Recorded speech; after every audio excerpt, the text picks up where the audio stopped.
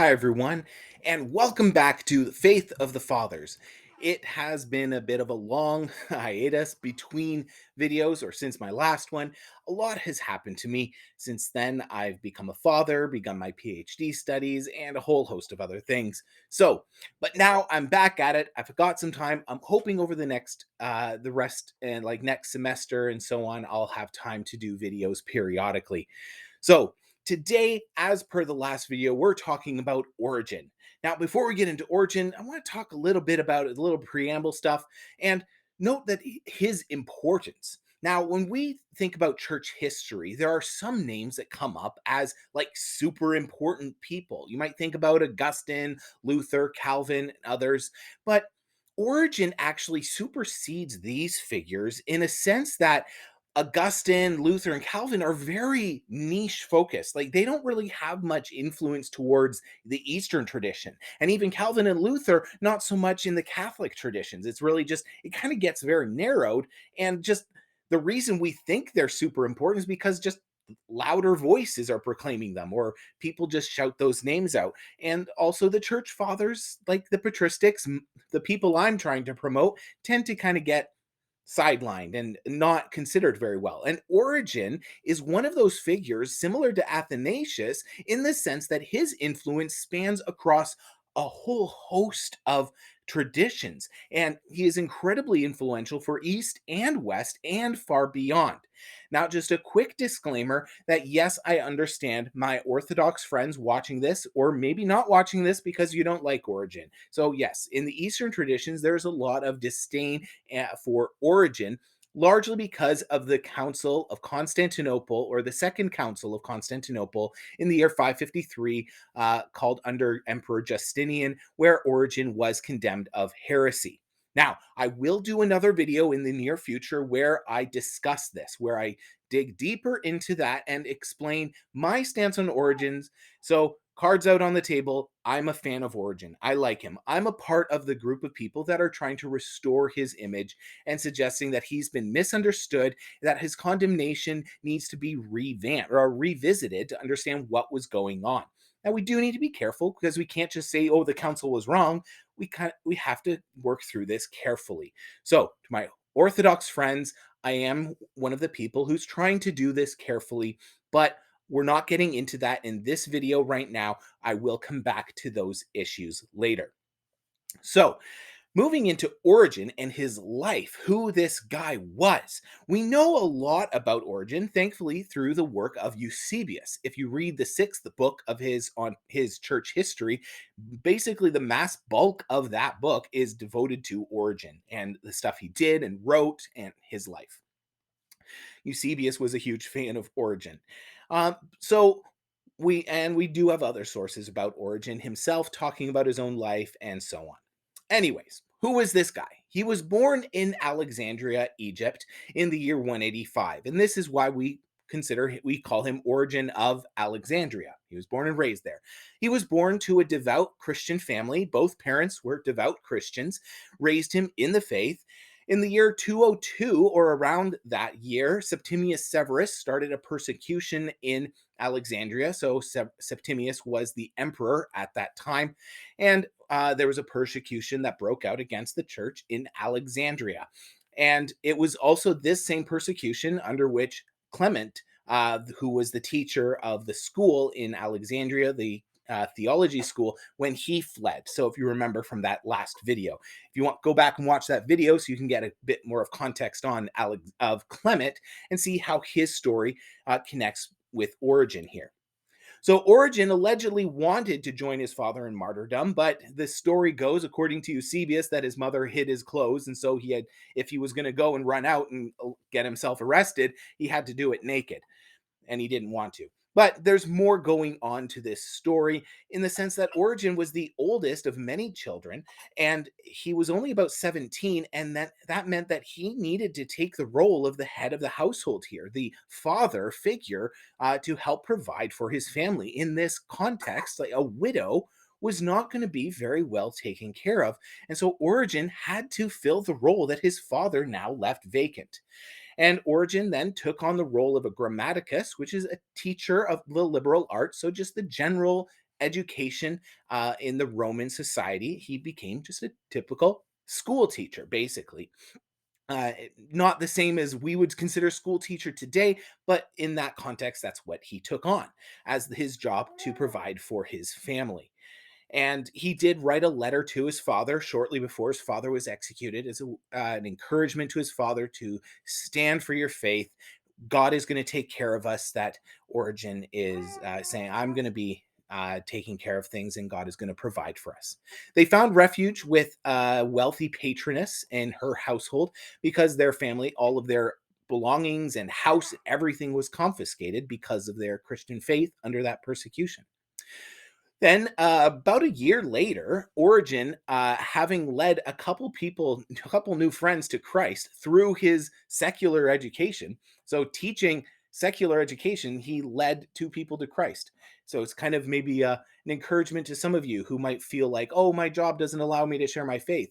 Well, Origen was teaching secular education and he led people to faith through the way he taught grammar. Their names were Heracles and Ambrose. This is not the same Ambrose who later led Augustine to faith through his preaching. This was a different Ambrose. We will talk about that Ambrose at some point in the future. Anyways, through their influence, Origen then went on to start teaching theology through the church in Alexandria under the leadership of Demetrius. And it was during this time that Origen then started to become quite popular. He started, after teaching beginners for a while, brought Heracles, his good friend, to teach the beginners. And Heracles then later, after Demetrius died, took on the role of the bishop. Origen then started an advanced level theology class. And it was during this time, too, that he wrote his On First Principles. You might have heard of that book. Also, he began work on his commentary on John and his commentary on Song of Songs. And as his fame grew, the king of Arabia heard about Origen and was curious about the Christian faith and had a lot of questions about this. So he sent for Origen to come and explain the faith and answer some questions. Also, the mother of the soon to be emperor Alexander Severus, they were in Antioch and sent for Origen to come and also explain the faith. So, an interesting tidbit, if you're one of those people who thinks Constantine was somehow the first ever Christian emperor of Rome, he probably maybe wasn't. There seems to be some evidence that there were emperors who were Christians long before Constantine. Well, we do have lots of evidence that there were definitely people who were Christians in the imperial household long before Constantine. So Constantine wasn't this like milestone or like all of a sudden the emperor's Christian. It's like, no, this is stuff that had happened before. Anyways, moving on. Origen, as his fame is growing, Demetrius, the bishop, kind of starts to shift away from, wow, this is amazing what God is doing through this young man, even though he's not ordained, to he's not ordained. This isn't right. I should be the one doing all this crazy stuff because I'm the bishop. Yeah, Demetrius, he was a special guy. And Origen, at one point during one of his trips to Caesarea, had been doing some preaching under the leadership and at the invitation of the bishops in Caesarea and that area. Then later, on one of his later trips through that region, the bishops gathered together from Jerusalem, Caesarea, and other places, laid their hands on Origen, and ordained him as a priest. So Origen, when he returned to Alexandria, now ordained as a priest, his bishop said, that's the last straw. I'm too jealous. Well, he didn't acknowledge his jealousy. He then exiled Origen from the city of Alexandria. Origen then moved to Caesarea. So this was the early 220s. And during this period, he then started writing things, continuing work on his commentaries. And this is where the bulk of his homilies that we have, that they come from this period. Also, during this time, Maximinus became emperor, who was a Roman general and just basically took a military focus to how he did everything. So, how would you punish soldiers under your leadership? He did that to the common citizen and so on. It was not a very fun time. For 3 years, he was the emperor, and his anger was also exercised against the Christians, particularly in Caesarea. Note, this was not a full empire-wide persecution, just pockets.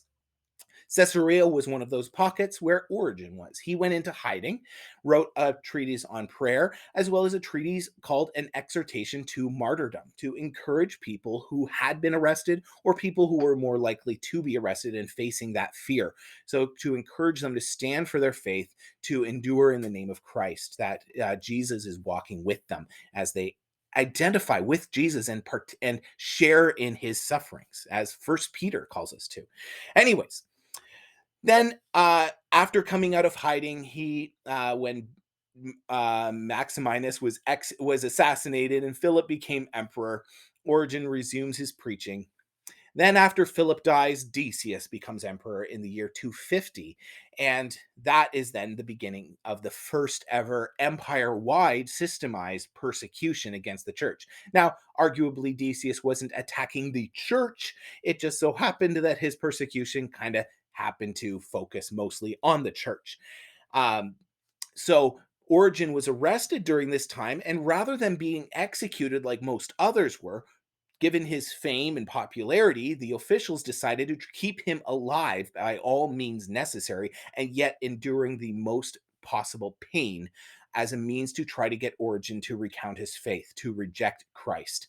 And he endured that torture for over a year in that. And Decius died, thankfully, in the year 251. Origen was released after that, and through that experience, I believe Origen earned the title of martyr of the church. So I do believe that we should recognize Origen as a martyr, uh, as identifying with Christ and that model that we should uh, seek to imitate. Anyways, Origen died just a few years later after his release, and it was likely from the wounds that he received during his torture. So, what are some of the things that he taught and wrote? And just give a brief overview of that. We will talk more about it in the next time we come back to Origen. So, this is where things get a little tricky, partially because we don't have a whole lot of them. Well, we do have a lot, but there's a whole ton of stuff that he wrote that we don't have, particularly his Hexapla, which is a massive parallel Bible. So, in our English options, we can have a parallel English Bible with like 4 or 5 different English translations, usually 2 or 3, right? We have them all together. You can compare, right? Those are awesome options. Origen is the one who did it first, except not English. He did it in Greek because that was the language he spoke. And so we had Hebrew in the one column, a Greek transliteration of Hebrew, so you could read the Hebrew but with Greek letters. And then he had 4 different Greek translations, the Old Greek, and then he had the Aquila, Symmachus, and Theodotion. And at points in time in the Psalms, he had as many as 9 columns, not just the usual 6. Unfortunately, this work does not survive the ravages of time. It possibly is still buried somewhere, or it just has dissolved away. Worms have eaten it, or it's decayed, unfortunately. Another of his key works is on First Principles, which is the earliest Christian systematic theology that kind of brings together all of what Christians believe, trying to encompass it all together to think through all of the intricacies of, if we say this about the incarnation, well, then that's what we have to say this about sin and atonement. If we say this about the Trinity, well, then this is what we have to say about the church. How does it all fit together? And what are all the different things Christians believe? And unfortunately, it's in that work. Well, I don't know if it's unfortunate, but generally in that work is where we see the bulk of his speculative theology, where he has said things, or he's been accused of saying things like the devil himself will eventually be saved. Now, note, there is record that Origen did refute that belief, that he was accused of that during his lifetime and refuted it with a letter that he did write to say, I didn't say that. That's not what I meant. So if that's your main critique against Origen, Origen himself said, no, that's not what I said. So maybe think of a different critique if you just really want to hate Origen for some reason. Anyways, some other things he wrote. He wrote a whole host of commentaries on Genesis, Exodus, Psalms, and so on. Unfortunately, the only ones that survive today are on the parts of on the Psalms, and only 4 books from his 10 books on commentary on Song of Songs. And he wrote commentaries on a commentary on Matthew, which only a large chunk in the middle remains. Only 9 books out of his 32 books on the Gospel of John are still around today. Most of that is in Greek, which is really cool. Romans, we do have some of it in Greek, but we do have a lot of it in Latin. Most of that commentary still survives. He wrote a ton of homilies. Today, we still have a bunch of his homilies on Genesis, Exodus, Leviticus, Joshua, Judges, Ezekiel, and a whole bunch more. At times, Origen even had 7 different scribes that were tagging each other out. So he wasn't writing 7 books at a time. He just was writing one book, but he would just be dictating for so long that the scribes had to take shifts to keep recording what Origen was dictating. And so, like I said before, most of the things that Origen said, just a bit to come back about the hatred for Origen, he was never condemned during his lifetime. There were some accusations, like with any leader, there are accusations against them, and Origen responded accordingly. But there were never any official accusations against him during his lifetime. Now, for basically all of the heretics of church history, they were mostly all actually condemned during their lifetime. And we'll talk about them as we move forward. Origen was not condemned during his lifetime. He died as a saint or recognized as a respected Christian leader, as a priest in the church. We'll come back to explaining that again. But before we come back to Origen, I'm going to be moving over into the Latin church. I'm going to look at some of the Western stuff. We're going to kind of look at North Africa in the Western part of the Roman Empire. So in the next video, look forward to talking to you about Minucius Felix, and then we'll move into Tertullian and Cyprian. Now, just a quick note. Origen, we talked about when he died in 253, 254, but it was a result of the persecution under Decius. That same persecution is a persecution that started what is known as the Novatian controversy. And the Novatian controversy is one of the main things that Cyprian had to deal with during his episcopacy when he was the bishop of Carthage. So that's kind of a thing. We're going to kind of go back in time and then work our way back up to that kind of 250 mark, give or take. So we're balancing out across the empire. Anyways, I will see you next time. God bless and have a happy new year.